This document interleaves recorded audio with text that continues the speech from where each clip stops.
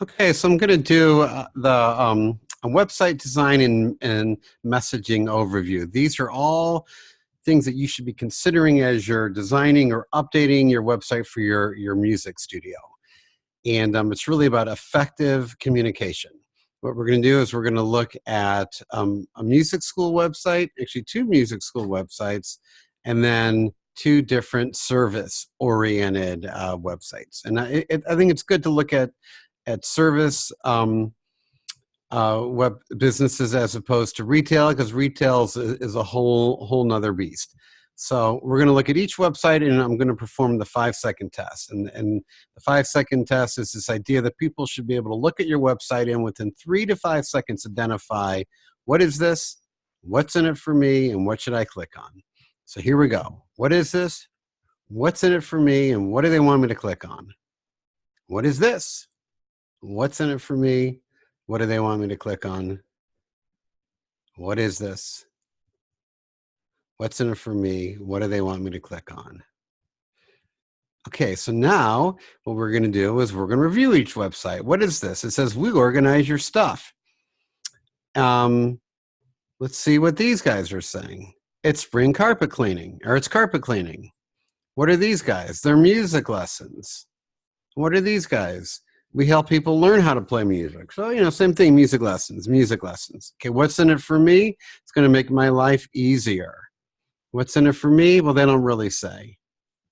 What's in it for me? It's going to make my kid feel confident. So they're selling confidence. What's in it for me? Music lessons, classes as cool as your kid. So it's going to make my kid feel good about themselves. It's going to make my kid feel cool. Which will then make me feel like a successful parent. I'm being a good parent by signing my kid up here. And then what do they want me to click on? Well, here, start today. It's very clear, start today button. What do they want me to click on? Get your quote instantly. What do they want me to click on? Get organized now. Notice that these are all action-oriented calls to action. This is the call to action button. Notice how each website has that button really pop out. It's you can't miss it. And it's saying, do this now. This is saying today, instantly, now. Okay, so there's some common themes there. Let's look at the above the fold. The above the fold is the main area of the website. It's what people land on when they initially land on your homepage or your landing page. We're going to look for, first of all, the triangle pattern. It's going to show a logo, call to action, call to action. Let's take a look. Logo, upper left-hand corner, call to action, upper right, call to action, center, drop down, creates a triangle. Same thing here, logo, call to action, call to action. There's that triangle again. Logo, call to action, triangle. And here's the triangle again. And these websites, I assume, are all designed by different people, but they're all adhering to these basic design principles. Your website should adhere to these, or some, version of it. It's when website visitors expect to see this when they land on a website. Let's look at the main headline. Where is it positioned? Right there in the center, and it's nice. It's a big font. For whatever reason, this one's not featured like the way that one is. Same here. It's big headline. Music lessons build confident kids. It's not competing with anything else. This is the only text that they really want you to read. Same thing here. Call to action, we talked about that. Where it's placed in the message. We talked about the logo, where that's placed, upper left-hand corner. Let's look at the featured image. The featured image should show the customer having a peak moment, and it should tie in with their core message. Okay, so this shows, unfortunately, you can't see any of these kids' faces, but it shows customers having a peak moment. And does it tie in with the core message? Well, the core message says that our classes are as cool as your kids. Well, these kids look pretty cool. Let's take a look with this. This shows customers in a peak moment. They're selling confidence. So you see kids, performing in recitals and concert. That will certainly build confidence. So this is a different take. This is really, they're really kind of trying to highlight your pain point. This is the moment that you would be inspired to get your carpet clean. So it's not showing the clean carpet, it's showing what led up to the clean carpet. So these guys are saying, here's people engaged in our service, and this is going to motivate you to engage with their service. So that's a little different take. And then here it says, we organize your stuff so life is easier. So what are they selling? Their core message is peace of mind. Well, this is showing a mom not before her house was cluttered. It's showing her house after it perfectly placed, organized her home. So she is displaying peace of mind. So your image, your featured image should really show your customer in a peak moment and tie in with your core message. Let's look at your main menus. 3 to 5 is about all you should really have. You start putting too many menu options there, and website visitors don't know what to click on. And you should have drop down. These guys offer different music lessons, so they have a drop down here. Same with these guys. Same with them.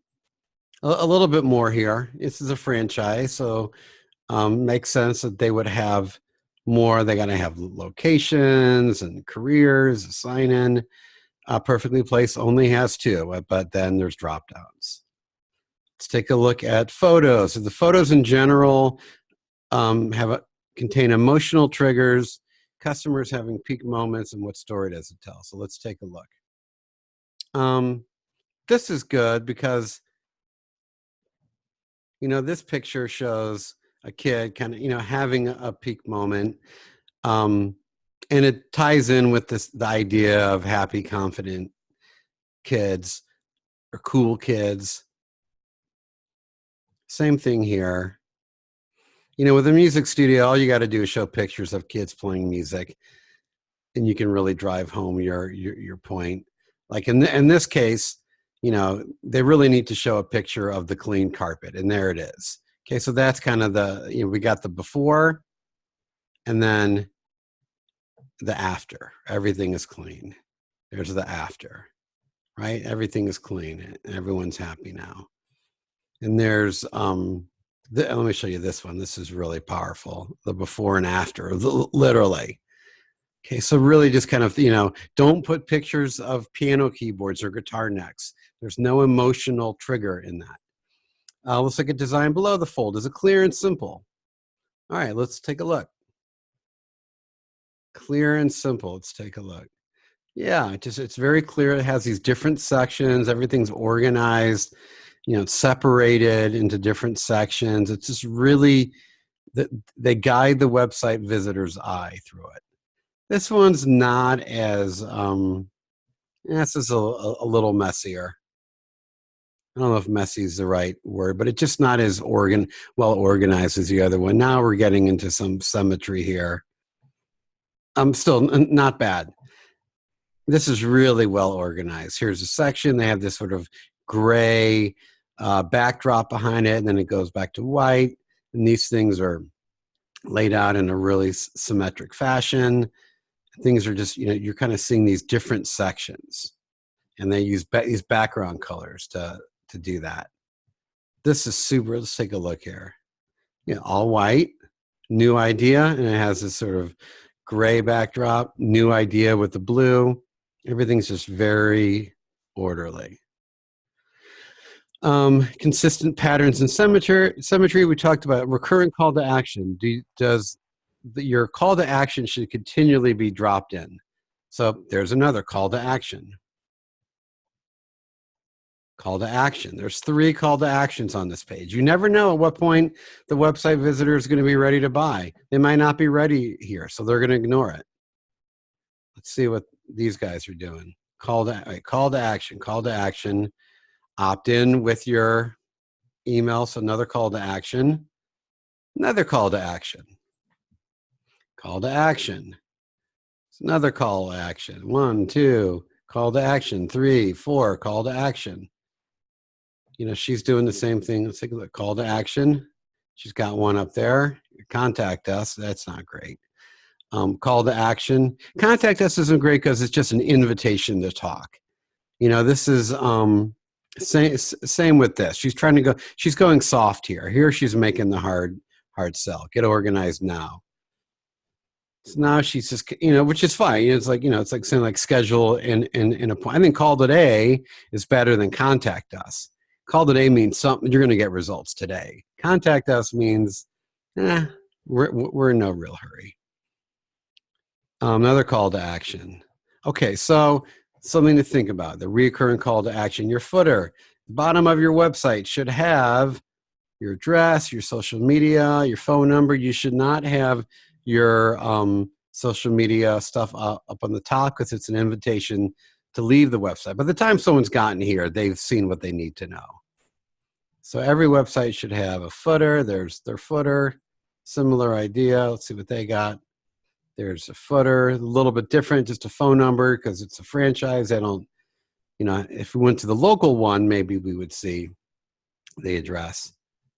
And then there's her footer. And each landing page, the footer and these main menu items at the top should carry over. And then a map, having a map. Let's see if these guys have a map. They don't have a map.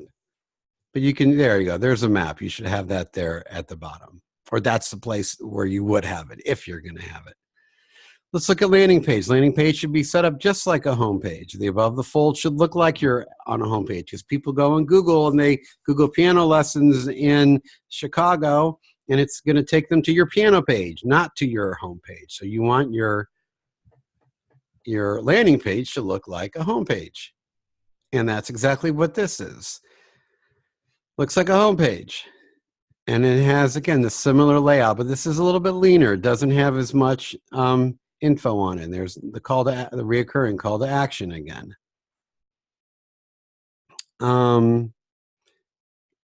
Is the sales copy customer-centric? Let me show you some serious customer-centric copy. You don't want to be talking all about you and how great you are. You want to talk about how you can impact customers' lives.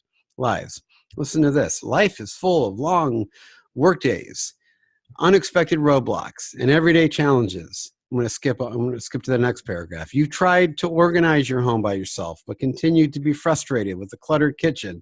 So she's going pain, pain, pain. Now your life is full of long, hard days. Your life, you try to organize your home, but you just can't. You're frustrated. Now here's the solution. Perfectly placed. We will eliminate the clutter, set up organizing systems to find the perfect place for everything in your home. And here comes a little ray of sunshine so that you can focus on what matters most. Great copywriting. It's all about the customer and their pain. And we've got a solution for you. Let's take a look at how this guy writes. Does the thought of your old piano teacher give you cold sweats? No evil knuckle-slapping grouchy teachers here. Create a lifelong skill that brings your child joy and makes their friends jealous. We put the fun in fundamentals. So it's all about the kid and their benefits. It's not talking about how great their lessons are. It's just let your testimonials be a place where people can say how great you are. Because this has more clout. If this were to say, this is the best music teaching studio in the world, well, Keith has more credibility than the owner of the studio. Below the call to action, I don't know what that means. Optimize for SEO. I'm not going to really get into that here, but you really want to make sure that your landing page, I know, below call to action, meaning do you have continued text here, and is your page optimized for SEO? Yeah, I'm not going to get too much, or I don't want to get sidetracked in talking about SEO, but let's look at contact forms. Contact forms should be really short. The shorter, the better. Name, phone number, and email. That's great. Let's see what this one is. Look at that. Name, email, phone number. If you start loading up lots of questions in your contact form, each field that you add increases the chances by 10% that person's going to leave your website. People they want to move quickly on your website. and they, you know, on the internet. They got other places. They want to quickly get back to Facebook. This is going to start the sales process. I know they're not going to indicate what instrument they're interested in, what days of the week they have available. Save that for later. Just get that name, that phone number, and email, and then you can bring them into your sales funnel. Start the sales process at that point. Email them back and set up a time to talk. But you've got what you need. You can't market to them until you get their name and their email. And that is it. That concludes sort of the website design and messaging overview.